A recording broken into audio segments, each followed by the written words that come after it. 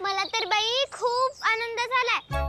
आणि अहो तुम्ही मगाशी म्हणालात सगळ्यांच्याच वाट्याला माझ्यासारखे कौतुक येत नाही, पण अहो मला सुद्धा किती शिक्षा झाल्यात, पण मी काय त्या मनात नाही धरून ठेवल्या। मला ह्यांनी शिक्षा केली, मला त्यांनी शिक्षा केली असे। आता बघा, सुभद्रा काकू आजी, गोदा काकू, बापू आजोबा, कधी कधी त्र्यंबक आजोबा, ही सगळी आपल्याला रागवणारी माणसे। आपल्याला रागे भरतात तसेच मायाही करतात। कारण माहितीये का? नाही। अहो कारण कसं आहे, आग लागली की आपण पाणी ओततो, चटका बसला की आपण फुंकर घालतो। तसेच या सगळ्यांनी रागे भरल्यावर फुंकर मारणारी माणसे सुद्धा आहेत की आपल्या दोन्ही घरात। कावेरी आजी, तुमची आई, माझी मोठी आजी, नाही का? हो बरोबर आहे तुमचे। किती बोलताय तुम्ही, माझे पाय दुखताय। बरे या, तुम्हाला कडेवर घेतो।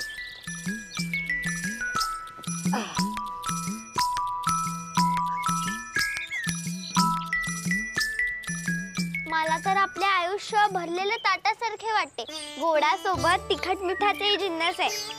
पानात काही टाकायचं नाही असं दंडक आहे आपल्या घरी। तसेच आहे, गोड, तिखट, आंबट, तुरट सगळ्या स्वभावाच्या आपल्या सगळ्या माणसांवर आपण प्रेम करायचे। मला खूप आवडते माझे आयुष्य आणि माझी सगळी माणसे।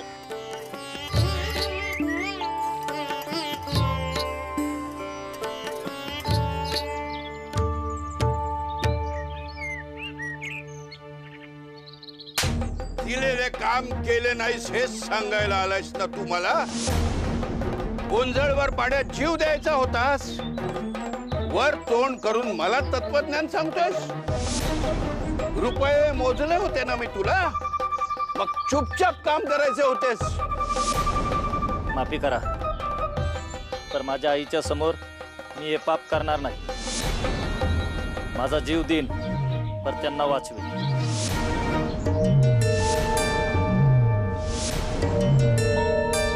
हे तुम्ही दिलेले पैक जसेच्या तसे आहेत, माफ करा।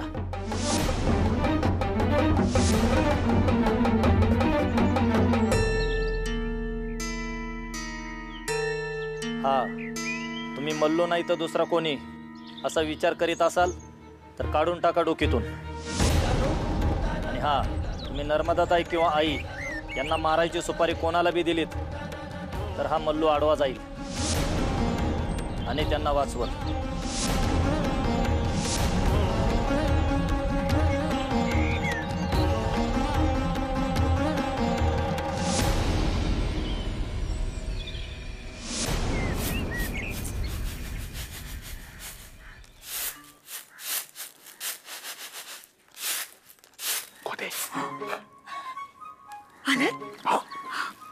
काम फत्ते केलेत ना? हो।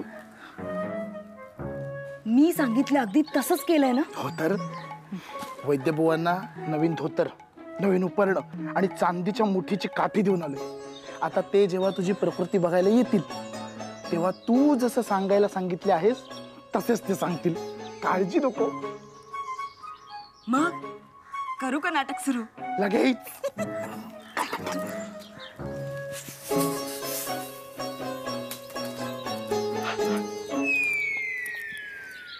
गोदा, अगं गोदे, काका, काकू, दादा, लवकर बाहेर या। हे बघा गोदेला काय झालंय, हे बघा बघा काकू, काय झालं गोदेला? अगं गोदे, अगं बाई जागी हो। अहो काय झालं गोदे? ए गोदे, गोदे, गोदे उठ बघू, इकडे बघ, माझ्याकडे बघ, इकडे बघ। इथं डोळेच उघडत नाहीये, मी वैद्याला बोलवून आणतो। हो आलो। जा लवकर जा गोदे। काळजी करण्याजोगं नाहीये ना? पण ती डोळेच उघडत नाहीये, शुद्धीवर येत नाहीये।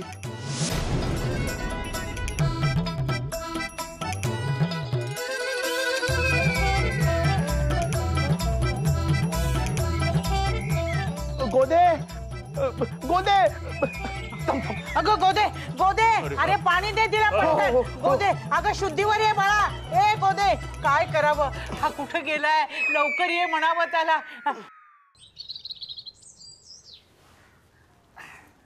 चला सखू, आले तुमचे घर. घ्या. आणि पुन्हा कठीण कठीण विचार करू नका हा. प्रयत्न करेन मी, पण एकसारखी आईची आठवण येते मला. तुम्ही भावंडे पण अधूनमधून येत जा ना आपल्या घरी, मला बरे वाटते. येतो हा सखू.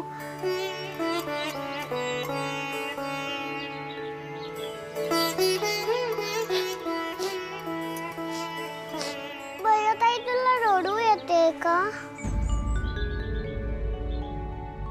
हो, अहो ना काय होतंय ते कळतंय मला. आईशिवाय नाही राहता येत कोणाला. अगदी कोणाला म्हणजे कोणालाही नाही, आपल्या आईलाही नाही. तिलाही तिच्या आईची आठवण येतेच. सुभद्रा काकू आजीला सुद्धा येतेच तिच्या आईची आठवण. अगदी आपल्या मोठ्या आजीला सुद्धा येते की तिच्या आईची आठवण. असं का होतंय बाई ताई? माहित नाही, पण मला वाटतं आपण आणि आई एकच असतो.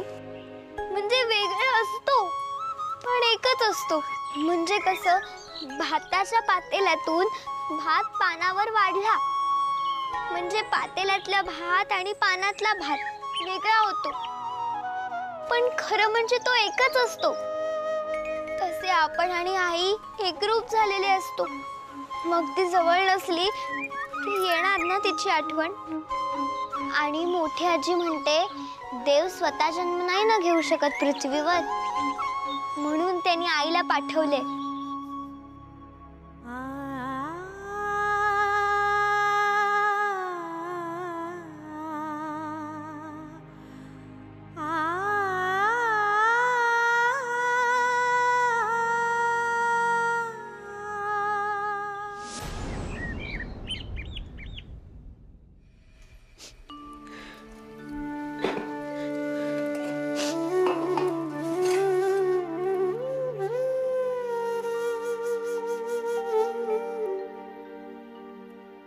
अगो राधे, रडणे पुरे कर आता. काही चुकीचं नाही बोलला नारायणा. अगो तू जर गेलीस तर घरातली कामे कोण करणार? आणि मलाही कालपासून जरा बरं वाटत नाहीये. तू जर गेलीस तर माझ्या एकटीवर नाही का पडणार सगळे? एरवी नसतं वाटतं केलं काकू, पण आईची तब्येत बरी नाहीये असा निरोप आला होता बयोच्या लग्नाच्या वेळी. म्हणूनच तर तिला लग्नाला पण येता आले नाही. माझ्या वाटेकडे डोळे लावून बसली असेल होती. जाऊ दे ना काकू, मला तिला भेटण्यासाठी ना जीव अगदी कासावी झालाय हो माझा.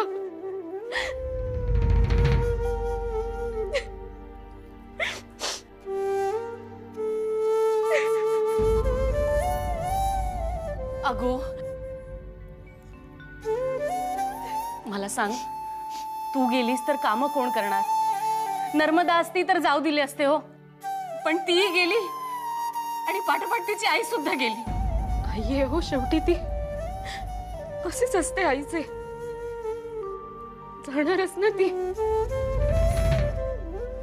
काकू जाऊ दे ना हो, मला फार आठवण येते हो.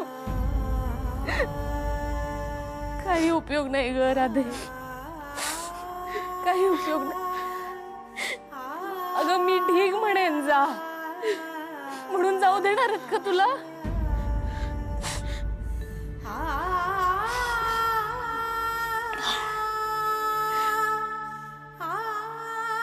मलाही फार आठवण यायची माझ्या घरची, माझ्या आई वडिलांची.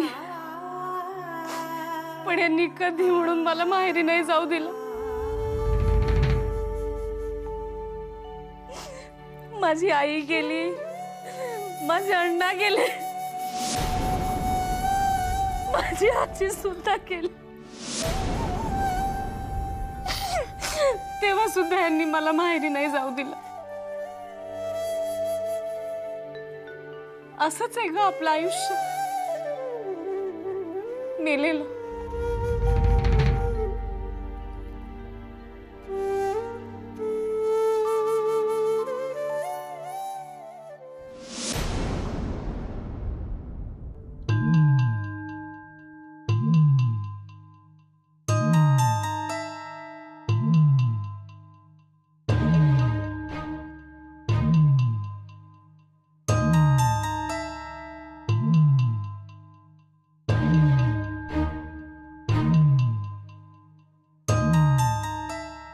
काय निदान सुखरूप ना? प्रकृती तशी नाजूकच आहे. यांना सक्त विश्रांतीची गरज आहे. झोपूनच राहावे लागेल, नाहीतर नाहीतर काय? नाहीतर पोटातले बाळ आणि यांच्या जीवासही धोका आहे. इतके गंभीर आहे? हो, येतो मी.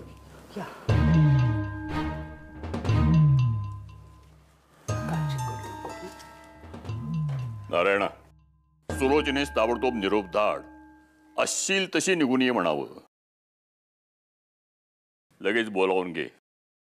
यापुढं गोदेला पूर्ण आराम करू दे, या क्षणापासून. हो हो. काय रघो? हो काका. काका, गोदावरीस काही होणार तर नाही ना? अरे आम्ही आहोत ना, सारे ठीक होईल. हो, तू आता गोदेच्या दिमतीला राहा. पुढे घरातली कामे कावेरी आणि सुलोचना पाहतील. हो हो, चालेल. गोदे, तू काही काळजी करू नकोस. पूर्ण विश्रांती घे, आम्ही सगळं पाहू. तू मात्र पूर्ण विश्रांती घे. रघुनाथा, बघ जरा तिला काय हवं ते. आले आम्ही. हो.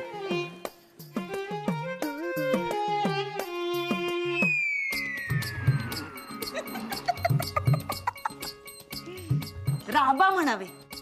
आता मी राणी सारखी झोपून राहणार. वैद्यबुवांनी आपले काम केले.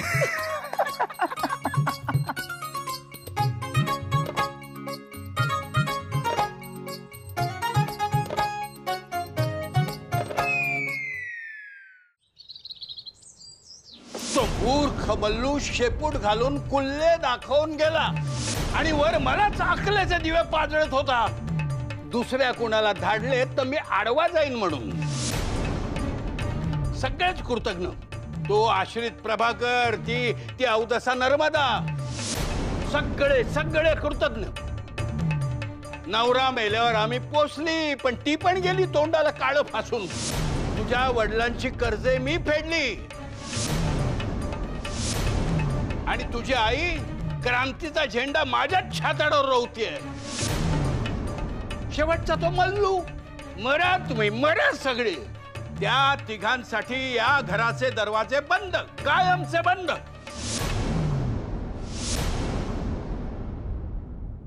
ते दोघे जर मेलेच होते, आता रुक्मिणी मेली. इथे पाऊल टाकले तर तंगडे तोडून हातात देईन म्हणावे. जो काही क्रांतीचा झेंडा मिरवायचा आहे ना, तो तिकडे पुण्या मुंबईत. आमच्या गावात या जंतूंचा फैलाव नकोय.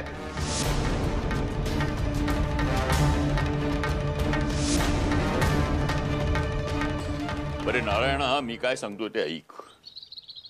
सदाला वसुलीला पाठवताना सोबत यशोदेला सुद्धा पाठवीत जा. आता मुलगी थोडी हूड आहे, पण तिचा हूडपणाच चांगली वसुली करून देण्याच्या कामी येईल आपल्याला. आणि तिच्या युक्त्या बघून सदाची सुद्धा डोके चालायला लागेल. ते खरंय काका, पण घरच्या सुनेला असं वसुलीच्या कामासाठी गावभर फिरवायचं म्हणजे नाही. एरवी आपणच म्हणतो ना की बायकांचं पाऊल उंबरठ्याच्या आत हवं, आणि आता आपणच हे बघ, सरळ सदाच्या नवमतवादावर ढकलून मोकळे व्हायचे. अरे असे सोयीने वागले तरच निभाव लागतो. रीतच आहे ती जगाची. आमचा विरोध आहे, पण सदाच हट्टाने बायकोला बरोबर नेतो असे सांगायचे.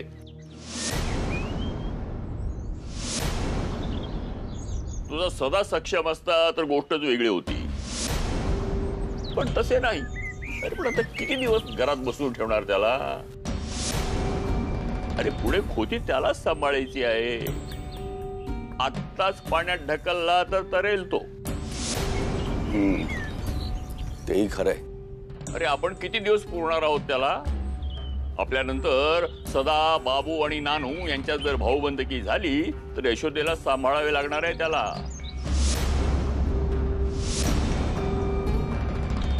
आणि ही दूरदृष्टी ठेवूनच आम्ही हे लग्न जमविले. तेव्हा मी सांगितले तसेच कर. ठीक आहे. शेवटी मीच कुचकामी.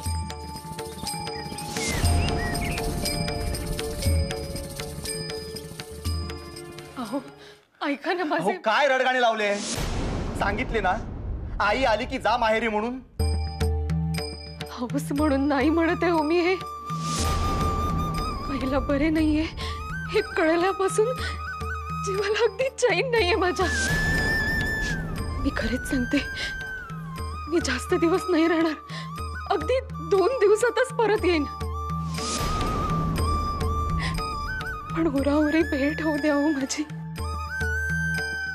तिला बरे नाहीये म्हणून. काही होत नाही तुमच्या आईला. विनाकारण भरल्या घरात आसवे ढाळणे शोभते का तुम्हाला? बरोबर आहे नारायणाचे. भरल्या घरात बाई माणसाने आसवे ढाळली तर लक्ष्मी पाठ फिरवते. काय जाऊ जाऊ चाललंय? किरकिर नको या घरात. तू माहेरी गेल्यावर इथे रांधावाडा उष्टी खरकटी काढा कोण करणार? तुझा बाप? अजून 2 वर्ष माहेरी गेली नाहीस तरी खपत नाही तुझी आई. चांगली काटक बाई आहे, काही गरज नाही जायची.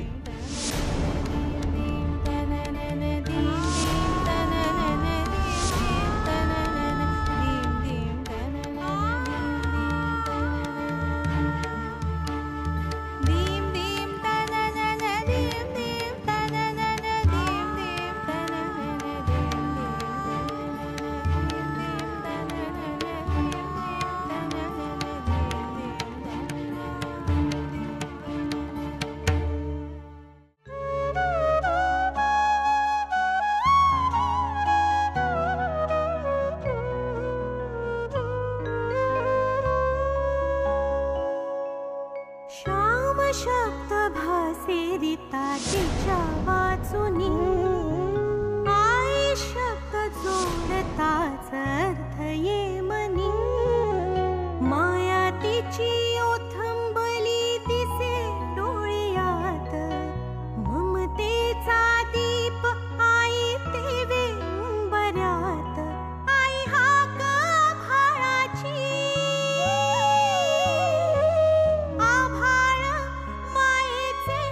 जिच्या पावले.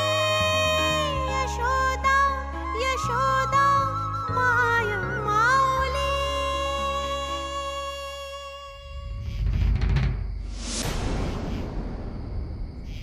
काय गो काय झाले?